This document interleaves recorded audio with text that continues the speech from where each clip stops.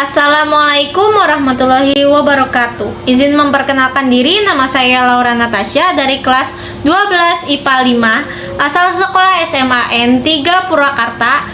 Tampilnya saya di sini adalah untuk menyelesaikan tugas video pembelajaran fisika yang berjudul relativitas panjang atau kontraksi panjang.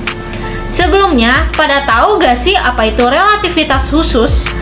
Relativitas khusus ditemukan oleh Einstein, di mana Einstein awalnya berpikir bahwa antara mekanika Newton dan listrik magnet oleh Maxwell mempunyai perbedaan dan kejanggalan.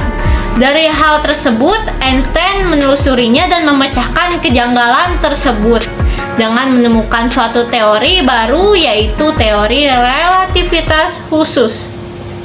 Terhadap teorinya, ia mengeluarkan dua postulat, yaitu yang pertama, berbunyi hukum fisika berlaku sama di semua rangka atau kerangka acuan inersia.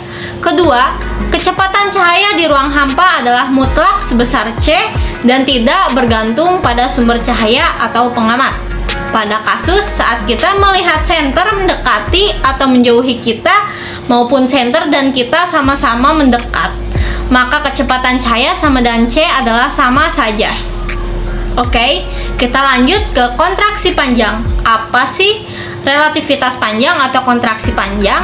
Ya, relativitas panjang disebut juga kontraksi panjang, yaitu fenomena menyusutnya panjang suatu benda karena gerak relatif pengamat atau benda yang bergerak mendekati cepat rambat cahaya. Penyusutan panjang berkaitan dengan pemekaran waktu. Bisa dilihat di gambar, semakin kecepatan benda relatif cepat, maka kecepatan cahaya akan semakin cepat yang menyebabkan panjang yang kita lihat akan semakin menyusut. Menurut kontraksi Lorentz, menyatakan bahwa panjang yang diukur oleh pengamat diam akan berbeda dengan panjang yang diukur oleh pengamat bergerak.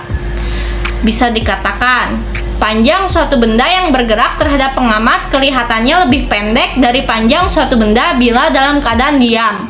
Atau kita rumuskan L0 lebih dari L.